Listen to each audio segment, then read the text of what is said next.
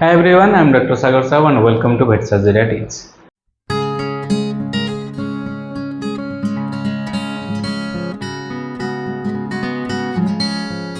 So today I welcome you to another radiography pathology lecture. Today we will be dealing with the reproductive system.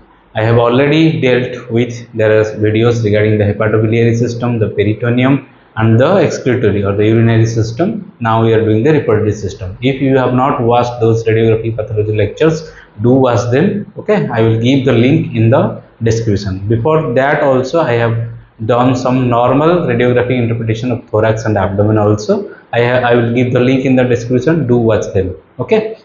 So today we will be discussing the radiography pathology of reproductive system, mostly the prostate, testis, uterus and the ovary. Okay. First, the prostate gland. The prostate gland is normally not visible. Okay. But they are only visible when they are sufficiently enlarged. In the normal abdomen radiographic video, the interpretation video, I have already told how to measure the prostatic enlargement, but here I am also mentioning again. So the prostate, you have to hear, this is the prostate actually, this is prostate and this is the bladder. The prostate exists just caudal to the urinary bladder and the ventral to the descending colon, okay, or rectum you can also say. This part is rectum. So this prostatic enlargement you can measure. First you have to take the diameter of the prostate and you have to draw another line from the sacral promontory to pubis.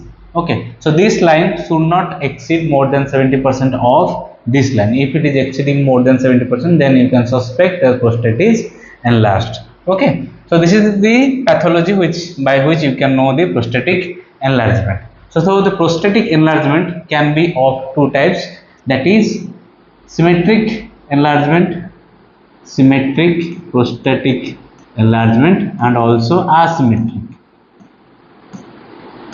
You will find symmetric prostatic enlargement in case of hyperplasia.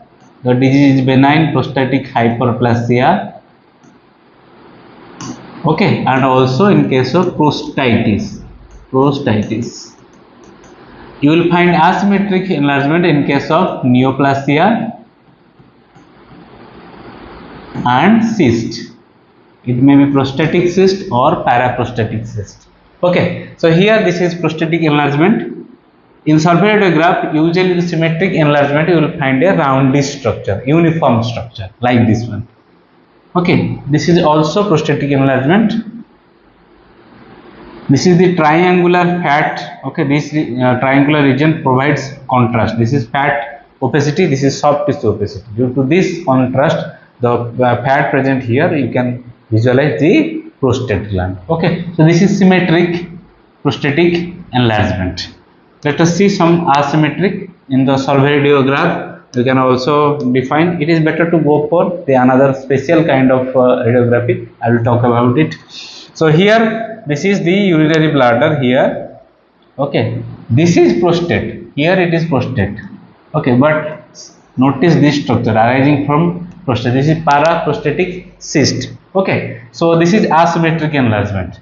I am erasing this one so that you can see the boundary. Here is the prostate here, and from here a cyst is arising, which is paraprostatic cyst. This is asymmetric enlargement of prostate. Okay, I told you in two conditions you may find asymmetric enlargement. First one is the neoplasia and the cyst.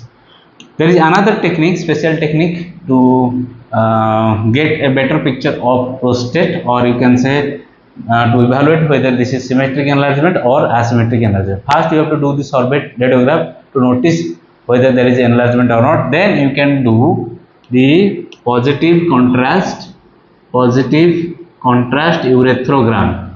Okay, just like urethropy you have to do that. Here what you have to measure, this is the urethra. Okay, then you have to see the enlargement of prostate just around the urethra. Here it is kind of similar. Okay, so you can say there is symmetric enlargement. Urethra passes exactly at the center of the prostate.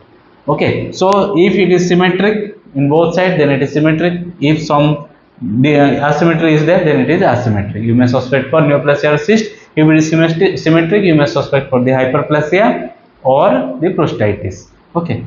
Another thing, some contrast material may get into the cavities of the prostate, which is normal, it is not abnormal. Okay. So this is symmetric enlargement, particularly this radiograph. Let us see some asymmetric one. Here see the asymmetry. Okay. Here is one prostate, here is another prostate, like this. Okay. This is the urethra here. This is the urethra. Okay. This is kind of asymmetric. Okay. You may suspect for cyst. Okay. Or neoplasia. It is better to go for ultrasonography, especially to evaluate the prostate gland. First do the survey radiograph. Any soft tissue, first you have to do the survey radiograph. There you have to see where the pathology lies, then you can go for ultrasonography for better and clear picture. Okay. So now you know that the prostatic enlargement. Let us go one more thing. During positive contrast ureterogram, okay, you may find some filling defect on the dorsal aspect. On the dorsal aspect, this is ventral aspect, this is dorsal aspect of the urethra, prostatic urethra. Dorsal aspect of prostatic urethra. Why? Because here you will find colliculus seminalis. Colliculus seminalis. Okay. Due to which you will find some filling defect here on the dorsal aspect. Here it is kind of clear, but here some defect is there due to colliculus seminalis. Okay. This is normal. Next we will go for the testis. Usually testis is extra abdominal. You all know it is resides in the scrotal sac. But there is one condition in which you will find testis inside the abdomen, that is cryptorchid. In case of dog and cat, the condition is cryptorchid. Usually cryptorchid, in case of cryptorchid or most of the cryptorchid cases, you will find testicular tumor. Usually it can be interstitial cell tumor, or it can be Sertoli cell tumor, or it can be seminoma. Okay, this type of tumor you may get. Here this is the testicle. Okay, this is the intra-abdominal testicle.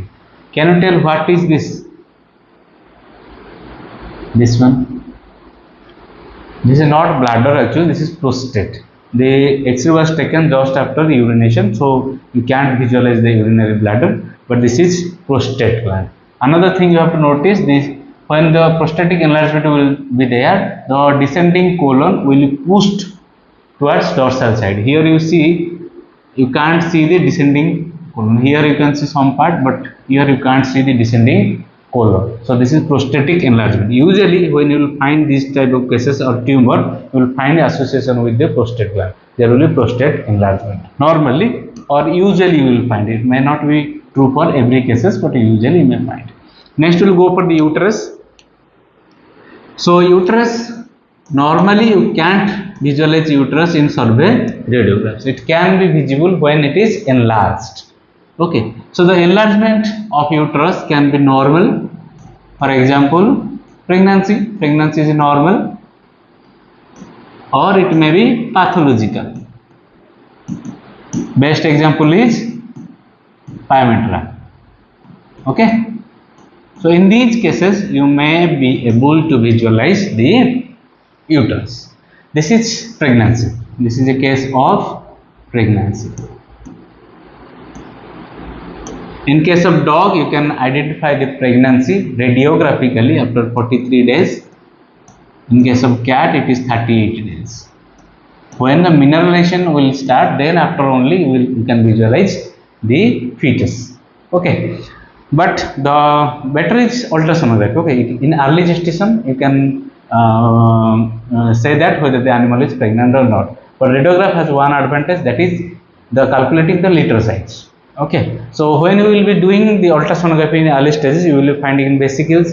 So the fetal resorption is very common in case of multiparous, especially dog and a cat. So if you have seen 15 vesicles, 10 vesicles, so during time of parturition it may not be same. But this radiography technique it has certain advantage, not 100% advantage, certain advantage in calculating the litter size. Okay, here you have to calculate the head and spine. Okay, here is one head, one. Usually you can calculate head. Here 2. Here is 3, 4. Here is 5. Is 6. Another one is here 7. Okay, there might be some other ones. Okay, sometimes they get superimposed. Okay, and due to which you may not be able to visualize, but it gives most accurate. Okay, radiography especially predicting the litter size. So this is pregnancy. Also you can diagnose the fetal death, but for fetal death it is better to go for ultrasonography, because you can diagnose the fetal death radiographically after 24 hours after the death of the fetus, but you can easily identify just after death by seeing whether the animal's heart is beating or not. Okay, here you will find some certain radiographic signs. First one is presence of gas, or air in and around the fetus. Second, you will find overlapping of cranial bones,